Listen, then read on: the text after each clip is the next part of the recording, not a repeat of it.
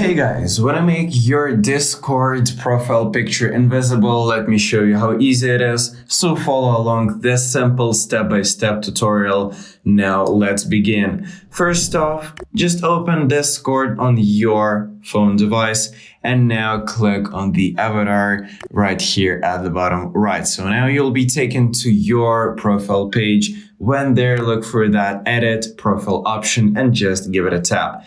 Now you will be entering the editing profile page, and when there, click on the pencil near your avatar. Now you will see the option for remove avatar, and that's pretty much it. Now you can download or create a transparent PNG image using a Canva and uploading it through the same menu right here again. Now simply tap save at the top right to save the changes you have done. And this should work, and that's pretty much it, guys. Thank you for watching and subscribe for more tips.